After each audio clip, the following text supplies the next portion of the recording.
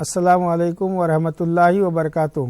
پیارے بچوں، امید کہ آپ تمام خیریت سے ہوں گے۔ آج ہم جماعت دہم کا چوتھا سبق قلی قطب شاہ کا سفر نامہ پڑھیں گے۔ اس سے پہلے ہم آدھا سبق پڑھ چکے ہیں، باقی حصے کو آج پڑھیں گے اور ساتھ ہی ساتھ سوالات جوابات اور قواعد کا احاطہ کریں گے۔ چلیے ہم سبق کی طرف بڑھتے ہیں۔ آج کا ہمارا سبق کا عنوان ہے قلی قطب شاہ کا سفر نامہ۔ آج ہم اس کو پڑھیں گے۔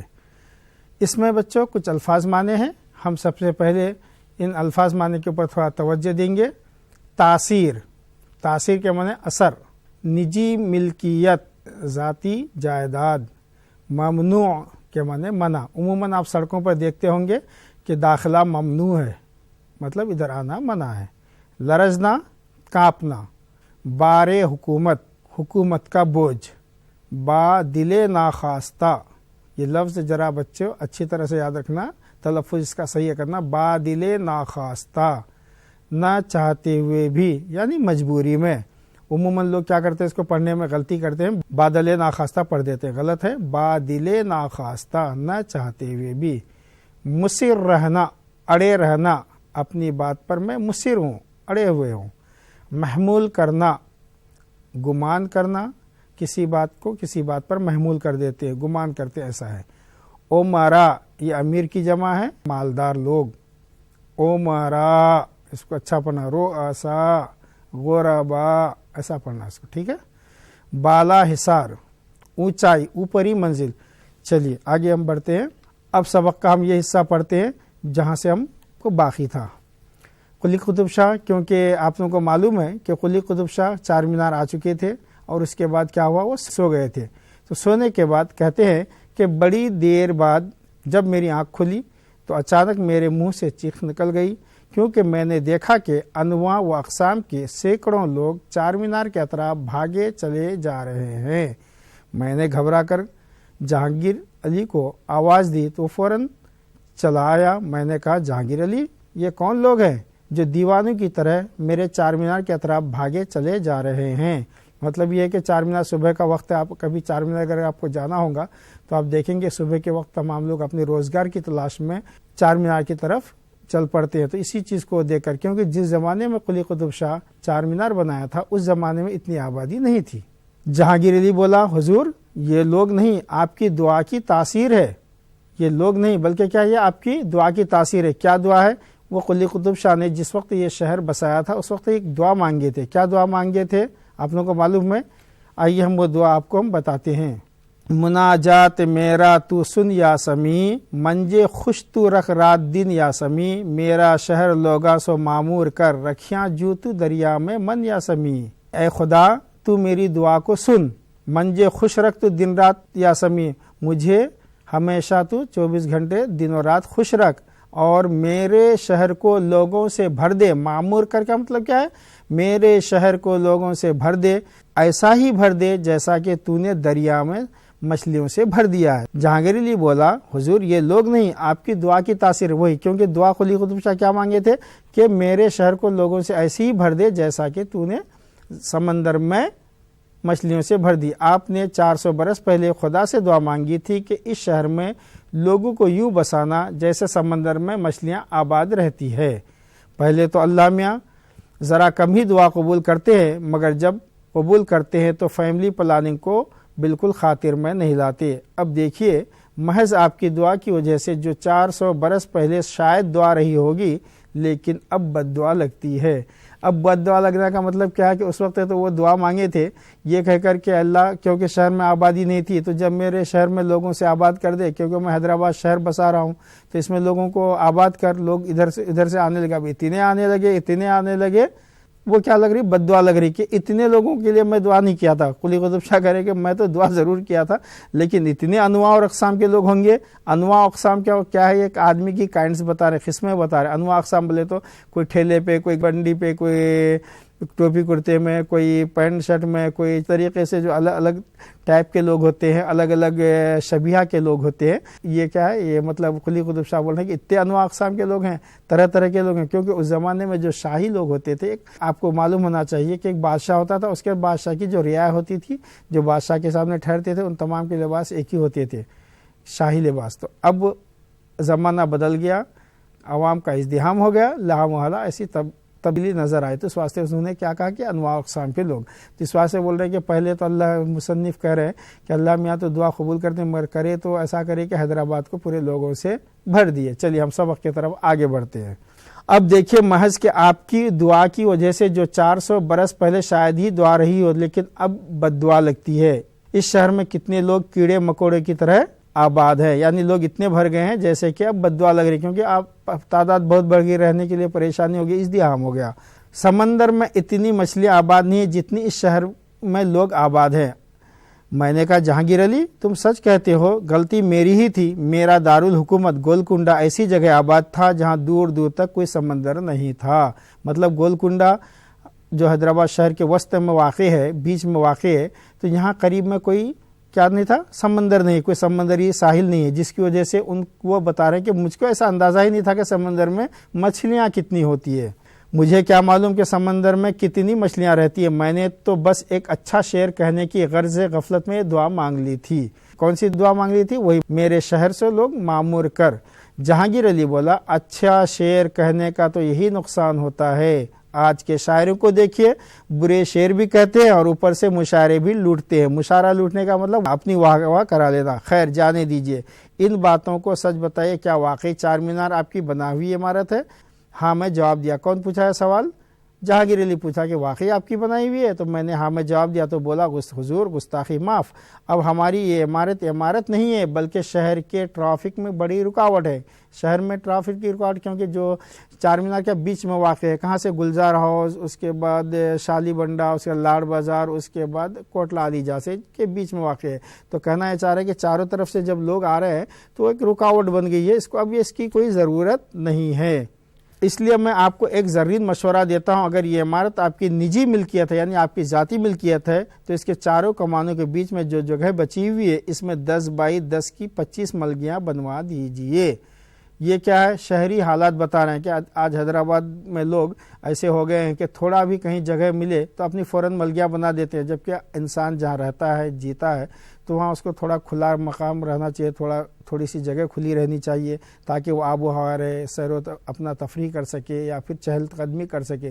لیکن آج آدمی ضرورت کا اتنا محتاج ہو گیا ہے، ضرورت پرست ہو گیا ہے کہ لوگ اپنے گھروں کو بھی کرایہ دینے سے باز نہیں آ رہے ہیں. اب آگے بتا رہے ہیں، دیکھیے ملگیا اس واسطے کیا بول رہا ہے کہ ملگیا بنا دیجیے. اب آگے دیکھ رہے ہیں. پوچھا یہ ملگی کیا ہوتی ہے؟ کیونکہ یہ ملگی کا جو لفظ ہے یہ قلی قطب شاہ کے زمانے میں استعمال نہیں ہوتا تھا. اس واسطے قلی قطب شاہ نے اس تعلق سے کس سے پوچھا؟ جہانگیر علی سے پوچھا کہ ملگی کیا چیز ہوتی ہے. جہانگیر علی نے کہا بہت اچھی چیز ہوتی ہے. اچھے لوگ بھی اپنے دیوان خانوں اور غسل خانوں کو توڑ کر ملگیاں بنانے لگے ہیں. یہ کس چیز کی؟ ایک حیدرآباد کا ایک طنز ہو رہا ہے حیدرآباد کے شہریوں پر کہ حیدرآباد شہر جو کھلے انداز میں بسایا گیا تھا، چوڑے روڈ تھے، لیکن لوگوں کی ضرورت اتنی ہو گئی کہ آج لوگ پیسے کے خاطر اپنے دیوان خانوں تک اور غسل خانوں تک کس کو کرائے پہ دے رہے ہیں. یہ غسل خانوں کو کرایہ دینے کا کیا مطلب ہے؟ یہ تھوڑا آپ کے سمجھ میں نہیں آ رہی ہوں گی بچوں، کیونکہ غسل خانہ جو پہلے ہوتا تھا، آج جو ہمارا باتھ روم جس کو ہم بولتے ہیں وہ حمام بولتے ہیں، آج یہ ہمارا ایک چھوٹی شکل ہے. لیکن پہلے جو آج جو ہمارے رہنے کے جو رومز ہوتے اتنے بڑے ہوتے تھے. آپ اگر کبھی کیا بولتے ہیں گولکنڈا جانا ہوا یا پھر ہفتہ گنبد جانا ہوا تو وہاں آپ دیکھیں گے کہ بڑے غسل خانے بنے ہوئے. تو غسل خانہ اتنا ہوتا تھا کہ آج ان غسل خانوں کو جو پرانے مکانات ہیں یا دیہڑیاں ہیں ان دیہڑیوں میں پائے جاتے ہیں آج بھی. تو وہ کیا کر رہے ہیں؟ ان غسل خانوں کو لوگ آج کرائے پہ دے رہے ہیں، توڑ کر ملگیاں بنانے لگے اور انہیں کرائے پر اٹھا دیجئے. ہزاروں روپے ماہانہ کرایہ آئے گا. اگر آپ یہ نہیں کرنا چاہتے تو چار مینار کو گرا کر قلی قطب شاہ ٹاور بنا دیجئے. کیونکہ لوگ کیا کر رہے ہیں؟ اپنی بڑی بلڈنگز توڑ کر ٹاور بنا رہے ہیں، فلیٹس بنا رہے ہیں. تو اس کی طرف اشارہ ہے. 50-60 فلیٹس تو ضرور بن جائیں گے، کروڑوں کا فائدہ ہوگا. ویسے اگر آپ تیار ہوں تو ناچیز آپ کا پارٹنر بننے کو تیار ہے، کیونکہ حیدرآباد میں لوگ مشورے بھی دیتے ہیں، پارٹنر بننے کی خواہش رکھتے ہیں، اپنی چیز نہیں لیکن سامنے والوں کو مشورہ دے کے اس میں پارٹنر بننا چاہ رہے ہیں۔ یہ ایک طنز ہے مصنف کا۔ میں نے کہا جہانگیر علی، پہلی بات تو یہ ہے کہ میں اس شہر میں رہنے کے ارادے سے نہیں آیا ہوں، کیونکہ وہ کہاں سے آئے تھے؟ اوپر کی دنیا سے آئے تھے، اس لیے ایسے زرید مشورے اپنے پاس ہی رکھو۔ دوسری بات یہ ہے کہ میں تو اس بات پر اب تک حیران ہوں کہ اس شہر میں اتنے سارے لوگ آتے کہاں سے ہیں، یعنی ہے کہ پہلے تو لوگ بہت کم آتے تھے حیدرآباد میں، لیکن آج اتنے لوگ آ رہے ہیں تو کہاں سے آ رہے ہیں؟ جہانگیر علی بولا اس شہر میں آنے کے کئی ٹھکانے ہیں، جیسے گولی گوڑا بس ڈیپو، اس کے بعد نامپلی اسٹیشن، بیگم پیٹ ہوائی اڈہ، ٹھیک ہے، اس کی طرف اشارہ ہے بچوں، وغیرہ۔ چلیے میں آپ کو نامپلی اسٹیشن لے چلتا ہوں۔ میں بعد میں نامپلی اسٹیشن بھی گیا اور وہاں دیکھ کر حیران رہ گیا کہ ایک بڑے اژدہے کی شکل کی لمبی سی سواری ہے جس میں ہزاروں آدمی ایک دوسرے پر بیٹھ کر آتے ہیں۔ میں اسٹیشن پر سینکڑوں مسافروں کی آمد کا منظر دیکھ ہی رہا تھا کہ ایک مسافر نے اچانک پکارنا شروع کیا، قلی قلی قلی۔ میں نے سمجھا یہ ناہنجار مجھے پکار رہا ہے۔ جیسے ہی میں اس کے پاس گیا تو اس نے بھاری صندوق میرے سر پر رکھ دیا، کیونکہ اسٹیشن میں کیا ہوتا ہے؟ قلی ہوتا ہے۔ جب اسٹیشن میں قلی ہوتا ہے تو وہ سب قلی قلی پکارا، اور یہ قلی قطب شاہ آپ سمجھے کہ مجھ کو پکار رہے ہیں کیونکہ ان کا نام بھی قلی ہے، تو ایسا سمجھنے میں فرق آ گیا۔ تو اب اس واسطے قلی قطب شاہ پریشان ہو کہ یہ بیوقوف مجھ کو کیوں پکار رہا ہے، یہ میری سمجھ سے باہر ہے۔ پھر اس کے اوپر ایک اٹیچی کیس رکھنے کے بعد میرے ایک ہاتھ میں ہولڈال اور دوسرے ہاتھ میں ایک باسکٹ تھما دی، پھر بولا 10 روپے دوں گا، کیونکہ قلی کا جو کرایہ ہوتا ہے وہ 10 روپے ہوتا تھا اس زمانے میں۔ وہ تو اچھا ہوا کہ جہانگیر علی فوراً میری مدد کو آ گیا۔ میری سمجھ میں یہ ماجرا نہیں آیا۔ میں نے سمجھا کہ میرے کاندھے ایک زمانے میں چونکہ بار حکومت کو اٹھانے میں بڑی مہارت رکھتے تھے، اس لیے یہ مسافر شاید میری طاقت کا امتحان لینا چاہتا تھا۔ ان کی اپنی سمجھ ہے۔ کس کی سمجھ ہے؟ قلی قطب شاہ کی۔ بعد میں جہانگیر علی نے بتایا کہ پرانے زمانے کا قلی حکومت کا بوجھ اٹھاتا تھا اور آج کا قلی سامان اٹھاتا ہے۔ میں نے پوچھا پھر حکومت خود ایک ایسا ہی بھاری بوجھ ہے جسے عوام اٹھاتے ہیں اور گرتے پڑتے چلتے رہتے ہیں؟ میرے سر پر مسافر نے اس زور سے صندوق دیا تھا کہ میرے سر میں درد ہونے لگا۔ اتنا حیدرآباد میرے لیے کافی ہو گیا۔ اس شہر میں عجیب و غریب عمارتوں کو، اس جنگل کو دیکھ کر مجھ پر وحشت طاری ہونے لگی۔ جنگل کی بات ہوتی ہے، وہاں جنگل میں ایسی کوئی لائننگ نہیں ہوتی ہے۔ اس واسطے قلی قطب شاہ نے شہر حیدرآباد کی عمارتوں کو دیکھ کر کہا کہ یہ عمارتوں کا تو جنگل ہے، یعنی کوئی بھی سلیقے سے بنا ہوا نہیں، جو جس طریقے سے بنا دیا، کوئی آزو بازو کا خیال نہیں رکھا۔ ٹھیک ہے بچوں، چلیے آگے ہم بڑھتے ہیں۔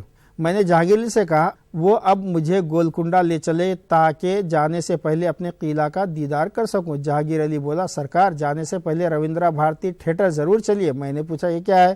بولا یہ شہر کی ایسی جگہ ہے جہاں تہذیبی پروگراموں کے ذریعے طوفان بدتمیزی مچایا جاتا ہے۔ یہ طوفان بدتمیزی کیوں کہہ رہے ہیں؟ اس واسطے کہہ رہے ہیں کہ وہاں ہنسی کی محفلیں جمائی جاتی ہے اور ایک دوسرے کی عزت اتاری جاتی ہے۔ آج یہاں ایک مشاعرہ ہو رہا ہے، آپ تو خود شاعر رہ چکے ہیں، آپ بھی چلیے۔ میں نے کہا جہانگیر علی تمہیں شاید پتہ نہیں کہ ہم اردو کے پہلے صاحب دیوان شاعر رہ چکے ہیں اور اس شہر کے بانی بھی، لہٰذا وہاں ایک عام شاعر کی طرح جانا ہمارے شاہانہ اور شاعرانہ مزاج کے خلاف ہوگا۔ جہانگیر علی بولا سرکار یہاں کا عام شاعر بھی خاص شاعر ہی ہوتا ہے، خاص موقعوں پر عام شاعر کو بڑی مشکل سے تلاش کر کے بلایا جاتا ہے۔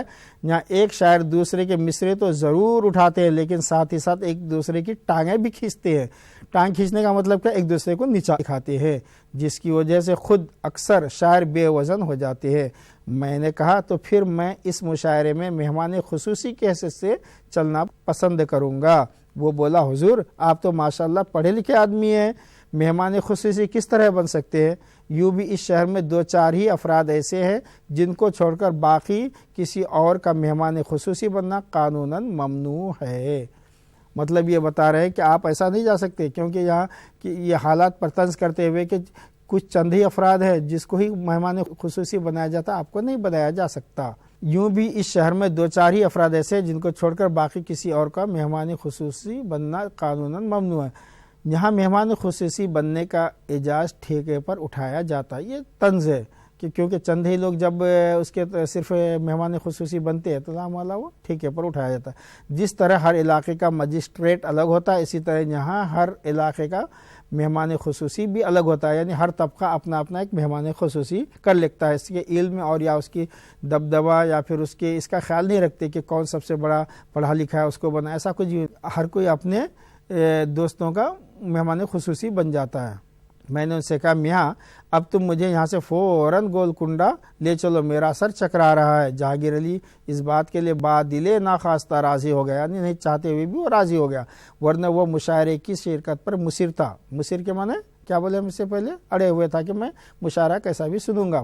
میں نے پوچھا تو مشاعرے کے بڑے شوقین معلوم ہوتے ہو؟ بولا جی ہاں، مشاعروں میں ہوٹنگ کرنے میں بڑا مزہ آتا ہے۔ میں نے پوچھا یہ ہوٹنگ کیا چیز ہوتی ہے؟ بولا شاعری سے کہیں زیادہ بے ساختہ، بامعنی اور منفرد چیز ہوتی ہے، اسی لیے تو کچھ لوگ اب شاعری چھوڑ کر ہوٹنگ میں طبعی آزمائی کرنے لگے ہیں، یعنی بہت سارے لوگ اب شاعری چھوڑ دیے ہیں اور طبعی آزمائی کس میں کر رہے ہیں؟ ہوٹنگ میں کر رہے ہیں۔ جہانگیر علی کا آٹو رکشہ جب گولکنڈے کی طرف چل پڑا تو مجھ پر وحشت کا دورہ سا پڑنے لگا، کہیں میں دوبارہ مر نہ جاؤں۔ یوں بھی میں اس دنیا میں اپنے دو مقبرے نہیں چھوڑنا چاہتا تھا۔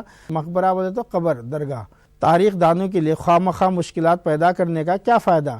آدمی جب تک زندہ رہتا ہے اپنے رہنے کے لیے کئی مکانات بنوا سکتا ہے، لیکن مرنے کے بعد مقبرہ تو ایک ہی بنتا ہے۔ گولکنڈے کا قلعہ آیا تو پہلے میں بہت خوش ہوا، لیکن جب اندر داخل ہوا تو اس کی ویرانی کو دیکھ کر میرا رواں لرز اٹھا۔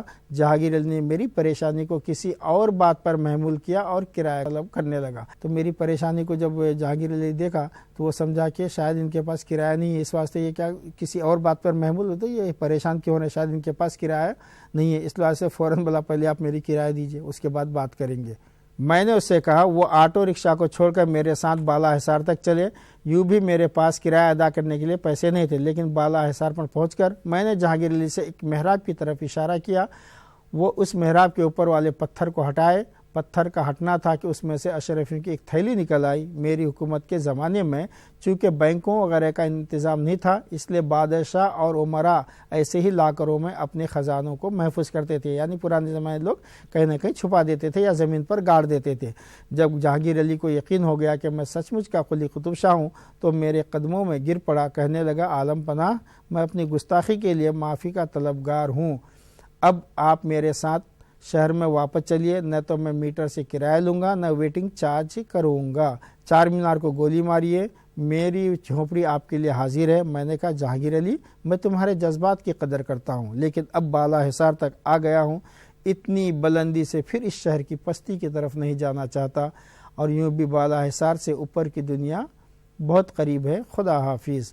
یہ جو جملہ بتایا کہ پھر اس شہر کی پستی کی طرف نہیں جانا چاہتا، یہ شہریوں کے اوپر طنز ہے کہ شہری اب اتنے اخلاق کے گرے ہوئے معلوم ہوتے ہیں کہ اب میں پھر ان کی پستی کی دنیا میں جانا نہیں چاہتا۔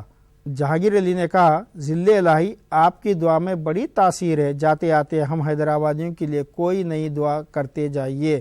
میں نے کہا جہانگیر علی میں خدا سے دعا کرتا ہوں کہ اس شہر میں رہنے والوں کے اندر صبر جمیل کا مادہ پیدا کرے، کیونکہ اس چیز کے بغیر اب اس شہر کے باسیوں کا زندہ رہنا مشکل نظر آ رہا ہے۔ یہ جملہ جو قلی قطب شاہ کہہ رہے ہیں کیونکہ انہوں نے جب جہانگیر علی کے آٹو میں بیٹھا وہ دیکھا کہ کس طریقے سے لوگ سڑکوں پر اپنی بے صبری کا مظاہرہ کر رہے ہیں۔ پھر بڑی دیر تک، خاصی دور تک بیچارے جہانگیر علی کی آواز میرے کانوں میں آتی رہی، آمین ثم آمین، آمین ثم آمین۔ اس طریقے سے بچوں ہمارا سبق تکمیل کو پہنچتا ہے کہ قلی قطب شاہ نے حیدرآباد آئے اوپر کی دنیا سے، اور جہانگیر علی اس کو آٹو والا ملا، بیچارے نے اس کو چار مینار، پھر نامپلی اسٹیشن، رویندرا بھارتی کے تعلق سے معلومات دی، اور بیچارے پھر جب شہر کا پورا جائزہ لیا تو ان کو جو سب سے بڑی خامی نظر آئی وہ یہ نظر آئی کہ شہر تو بس گیا لیکن شہریوں میں صبر کا پیمانہ نہیں ہے۔ یہی وجہ ہے کہ کبھی لوگوں نے عمارتوں کا جنگل بنا دیا، اور جو آٹو کے تعلق سے انہوں نے کہا کہ اگر صرف اگلا چکا چلے جائے کسی جگہ سے تو باقی پورا آٹو خود بخود اس کے اندر سما جاتا ہے۔ تو یہ کیا صبر کا مظاہرہ نہ کرنے کی وجہ سے ایسے حالات پیدا ہوتے ہیں۔ ٹھیک ہے بچوں، ہم اب آگے بڑھتے ہیں اس سبق کے مشقوں کی طرف۔ یہ کیجئے کے تحت سمجھنا، اظہار خیال کرنا، اپنے الفاظ میں بیان کیجئے۔ سلطان محمد قلی قطب شاہ حیدرآباد کے 400 سالہ جشن میں کیوں شریک ہونا چاہتے تھے؟ اس سوال کا جواب آپ کی کتاب میں موجود ہے۔ کیوں ہونا چاہتے تھے؟ وہ یہ دیکھنا چاہتے تھے کہ 400 سال پہلے میں نے اس شہر کو بسایا تھا، اس وقت اس کی حالت کیا تھی، اب 400 سال کے بعد لوگوں نے اس شہر کی کیا درگت بنا کے رکھی ہے، تاکہ میں ان چیز کو اچھی طرح سے دیکھوں، اور وہ دیکھ چکے تھے۔ اسی طریقے سے بچوں دوسرے جو سوالات ہیں، یہ تمام سوالات آپ اپنی طرف سے کر لیجئے، سبق کو پڑھیے اور پڑھتے پڑھتے ان تمام چیزوں کو کا علم حاصل کیجئے۔ ٹھیک ہے، ہم دوسرا سلائڈ، اظہار معافی ضمیر، تخلیقی صلاحیت کا حسب ذیل سوالوں کے جواب لکھے۔ سبق پڑھ کر محمد قلی قطب شاہ اور جہانگیر کے درمیان ہوئی گفتگو کا سوال اور جواب کی شکل میں لکھے، یعنی یہ کہ جہاں جہاں جہانگیر علی کے الفاظ ہیں وہ جہانگیر علی کی طرف کیجئے، جہاں قلی قطب شاہ کے الفاظ ہیں اس کو ان کے ساتھ لکھیے، یعنی یہ مکالماتی انداز میں لکھنا ہے اس سوال کا جواب۔ جہانگیر علی آج کل کی شعراء کی کون سی خصوصیات بیان کی ہے، وہ آپ اس کے تعلق میں بھی آپ لکھیے کہ شاعر اکثر کیا ہوتے مصرے کو تو ضرور اٹھاتے، ساتھ ہی ساتھ ایک دوسرے کی ٹانگ بھی کھینچتے ہیں، اور جس سے شاعر اکثر بے وزن ہو جاتا ہے۔ تو اس طریقے سے آپ کو تمام سوالات کے جواب لکھنا ہے، تھوڑا آپ اچھی طریقے سے ڈھونڈ لیجئے۔ یہ ایک سوال دیکھیں، موجودہ انگریزی الفاظ تلاش کر کے معنی لکھے، جیسے ٹاور کا لفظ آیا اور پل کا لفظ آیا، ہابی کا لفظ آیا، ایسے الفاظ کو تلاش کر لکھیے۔ امید کہ تمام چیزیں آپ لوگ آرام سے کر لیں گے بچوں، ٹھیک ہے۔ اس کے بعد ہم آگے اور بڑھتے ہیں۔ ذیل کے سوالوں کے جواب مفصل طور پر لکھے۔ مفصل بولے تو طویل جوابی کوشچنس، یہ ہے ان تمام سوالات کے جواب عموماً جو آپ کے پرچے سوالات میں آتے ہیں، یہ کیا آتے ہیں؟ طویل سوال ہوتے ہیں، اس کا جواب آپ کو لکھنا ہے۔ جیسے ایک کوشچن کا میں بتا رہا ہوں، سلطان محمد قلی قطب شاہ کو اردو کو پہلا صاحب دیوان شاعر کیوں کہا جاتا ہے؟ تو قلی قطب شاہ کیونکہ اردو کے پہلے دیوان شاعر ہیں، اس واسطے پہلے دیوان کس کو بولتے ہیں معلوم بچوں؟ ہر شاعر اپنے جو اشعار ہوتا ہے ایک کتاب میں جمع کیا جاتا ہے، تو اس کی وہ کتاب وہ اشعار جو بادشاہ اپنی محفلوں میں، یا ایسا شاعر جو بادشاہ کی محفل میں اپنا پورا کلام سناتا، اس کو دیوان کہتے ہیں۔ محمد قلی قطب شاہ گولکنڈہ کا دیدار کیوں کرنا چاہتا تھا، اور جب گولکنڈے کر پہنچا تو کیوں پریشان ہوا؟ اس واسطے وہ دیدار کرنا چاہتا تھا کیونکہ وہ اس کو بنایا تھا، تو اس واسطے وہ دیکھنا چاہتا تھا، لیکن وہاں جا کر وہ بیچارہ پریشان کیوں ہو گیا؟ کیونکہ اس کی جو درگت ہوئی ہے، آپ گئے ہوں گے قلعے کے اندر کے پورے دیوار وغیرہ توڑ دیے گئے ہیں، جب اورنگزیب کی فوج قلعے کے اندر داخل ہوئی تو انہوں نے دیواروں کو توڑ دیا ہے اس طریقے سے۔ تو یہ تمام چیزوں کے سوالات کے جوابات آپ اپنے طور پر سوچئے اور لکھیے، تخلیقی اور توصیفی انداز میں لکھیے۔ اگر سلطان محمد قلی قطب شاہ کی ملاقات آپ سے ہوتی ہے تو آپ ان سے کیا گفتگو کرتے؟ ہر بچہ اپنے اپنے انداز میں اس سوال کا جواب لکھنے کی کوشش کرے، کیونکہ آپ کے خیالات الگ ہوتے ہیں، میرے خیالات الگ ہوں گے، تو ہر کوئی الگ الگ انداز میں لکھیے، ٹھیک ہے بچوں۔ اسی طرح سے 2 اور 3 بھی مکمل کر لیجئے۔ آگے دیکھیے، زبان شناسی، لفظیات۔ دیے گئے جملوں میں خط کشیدہ الفاظ کے مترادف اسی جملے میں دیے گئے انہیں تلاش کیجیے اور خط کشید کرتے ہوئے ان سے مزید جملے بنائیے۔ جنگل میں شیر نظر آتی ہی حامد پر وحشت طاری ہو گئی، گھبراہٹ کے عالم میں وہ بھاگنے لگا۔ وحشت کے معنی کیا ہے؟ ڈر، خوف۔ تو آپ اس کا کیا لکھیں گے؟ خوف لکھیں گے۔ اب حامد شیر سے خوف کھانے لگا، ایسا جملہ ہم بنا دیں گے، ٹھیک ہے بچوں۔ اسی طرح سے پورے جملے لکھنا۔ آخری جملہ جیسے بچوں کی باتوں کو نادانی پر محمول کیا جاتا ہے، حالانکہ ایسا گمان کرنا غلط بھی ہو سکتا ہے، یعنی بچے بعض وقت کیا کرتے ہیں، ہم محمول کرنے کے معنی ہم کیا بولے بچوں؟ بولو گمان کرنا۔ ہم گمان کرتے ہیں کہ بچے غلطی سے کر رہے ہیں، لیکن بعض وقت یہی چھوٹی چھوٹی غلطی بڑی ہو جاتی ہے، لیکن اس واسطے آگے کے بات میں یہ بتا رہے ہیں کہ حالانکہ ایسا گمان کرنا غلط ہوتا ہے، تو ہم کیا کریں گے؟ گمان کرنا۔ تو بچوں کی باتوں کو نادانی پر گمان کیا جاتا ہے، حالانکہ ایسا محمول کرنا غلط بھی ہو سکتا ہے۔ ہم یہ لفظ کو ادھر کر دیں گے، ادھر کے لفظ کو ادھر کر دیں گے۔ اس طریقے سے بہت سارے الفاظ آئے ہیں، پستی، بلندی، کچھ الفاظ آپ اس میں سے کتاب میں سے چن لیجئے۔ چننے کے بعد اس کو کیا کیجئے؟ الفاظ کے واحد کے جمع لکھیے، جمع کے واحد لکھیے، اور کچھ الفاظ کے ازداد بھی لکھیے، ٹھیک ہے بچوں۔ ہم اور آگے بڑھتے ہیں بچوں۔ یہ جو حروف ہیں، تے، فے، دال، زال، رے، زے، سین، شین، صاد، ضاد، توے، زوے، لام، نون، تو یہ تمام کے تمام حروف کیا کراتے ہیں؟ حروف شمسی۔ حروف شمسی کا مطلب کیا ہوتا ہے کہ جب کسی لفظ کے اوپر الف لام لگایا جائے اور وہ الف لام پڑھا نہ جائے تو اس کو ہم حروف شمسی کہتے ہیں۔ الشمسو، الشمسو ہم نہیں بولیں گے بلکہ الشمسو بولیں گے۔ تو الف لام نہیں پڑھا گیا. تو ایسے یہ جو حروف اوپر ہم آپ کو بتا رہے ہیں سبق میں، وہ تمام حروف کیا ہوتے ہیں؟ حروف شمسی ہے. اس کی کل تعداد کتنے ہیں بچوں؟ 14 ہے. اس کے بعد نیچے دیکھیے حروف قمری، الف بے جیم ہے خ عین غین ف قاف کاف میم واو ہے یا، یہ تمام کے تمام حروف قمری کہلاتے ہیں. حروف قمری کہلانے کا مطلب کیا؟ اس کے سے پہلے اگر حرف الف لام لگایا جائے اور وہ پڑھا جائے تو حرف قمری کہتا ہے. جیسے القمرو، القمرو، الشمسو، تو الشمس میں لام کی آواز نہیں آ رہی ہے، القمرو میں لام کی آواز آ رہی. جب لام کی آواز آ رہی تو لام والا یہ کیا ہے؟ قمری ہے. تو اس طریقے سے ہم جیسے ناموں میں لکھتے ہیں معین الدین، معین الدین، تو نون کا ٹکاؤ جا کے کس پہ آ رہا ہے؟ معین کے نون کا ٹکاؤ جا کے دال پہ آ رہا ہے. تو الف لام پڑھا جا رہا؟ نہیں پڑھا جا رہا.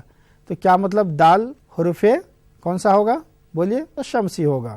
خیر النساء، تو خیر النساء میں آپ لوگ کیا رے کی ٹکاؤ کس پہ ہو رہا ہے؟ نون کے اوپر جا کے ہو رہا ہے. خیر النساء، تو لام والا الف لام پڑھا نہیں گیا تو یہ کیا ہو گیا؟ شمسی ہو گیا.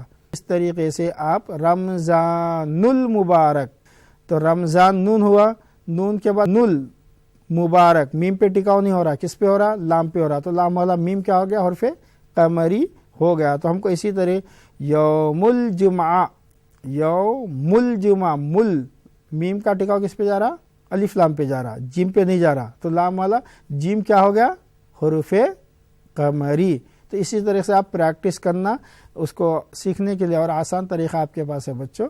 وہ آپ کیا کرنا، قرآن شریف کا جو شروع میں اسماء الہی ہے اور آخری میں حضور صلی اللہ علیہ وسلم کی صفات ہے، وہ تمام کو الف لام لگے ہوئے ہیں، اس کو آپ لگائیے اور پڑھیے، مشق کیجیے تو آپ کو آسانی سے یاد ہو جائیں گا. جب آخری حرف کا ٹکاؤ پہلے حرف پر ہو رہا یا الف لام پہ ہو رہا، اگر الف لام پہ ٹکاؤ ہو رہا تو قمری، اور اگر ڈائریکٹ حرف پہ ٹکاؤ ہو رہا تو یہ شمسی، یہ قاعدہ ہے اس کا. ٹھیک ہے. اب ہم آگے بڑھتے، جیسے دبیر الملک، دبیر الملک، رے کا ٹکاؤ کس پہ ہو رہا؟ الف لام پہ ہو رہا، تو میم کیا ہو گیا؟ قمری ہو گیا. صلاۃ التسبیح، صلاۃ التسبیح، تو تے کا ٹکاؤ تے کے اوپر جا رہا نہ کہ الف لام، یہ الف لام یہ ہو گیا. تو اس طریقے سے ہم یہ تمام آپ مشق کر لیجئے. ہم تھوڑا آگے بڑھتے ہیں. ان الفاظ پر غور کیجئے. قلم، کتاب، استاد، دعوت، میز، یہ تمام الفاظ مفرد ہیں جو بذات خود اپنے معنی آپ دیتے ہیں، اس لیے ان کو کیا کہتے ہیں؟ مفرد الفاظ کہا جاتا ہے. ان پہ غور کیجئے. خوش فہمی، درد مند، پیغام حق، عالی شان، شب و روز، خط پتر، کبھی کبھی، یہ دو جو الفاظ استعمال ہوئے ہیں یہ دونوں مل کر ایک لفظ کہتا ہے اور ایک معنی دیتا ہے. تو اس واسطے ایسے الفاظ جو دو لفظوں سے مل کر لفظ بنے تو اس کو کیا کہتے ہیں؟ مرکب لفظ بنتے ہیں اور اس سے معنی سمجھ میں آتے ہیں. اوپر کے تمام الفاظ دو لفظوں سے مرکب ہیں اور دونوں الفاظ مل کر ایک ہی معنی دے رہے ہیں، اسی لیے مرکب لفظ کہا جاتا ہے. ہر ایک کی صورتیں الگ الگ ہے. ہم آگے بڑھتے ہیں. خوش فہمی ہو گیا، اخلاقی، تمام ہم آپ کو بتائیں کہ ان دونوں مرکب لفظوں میں فہمی اور اخلاق سے پہلے خوش کو جوڑ کر ایک بامعنی مرکب لفظ بنایا گیا ہے. جب کسی لفظ کے شروع میں جڑ کر ایک خاص معنی پیدا کرنے والے جز کو سابقہ کہتے ہیں. تو یہاں یہ بتا رہے ہیں کہ خوش اخلاقی یا خوش فہمی. تو یہ جو خوش ہے، یہ دونوں خوش کیا ہے؟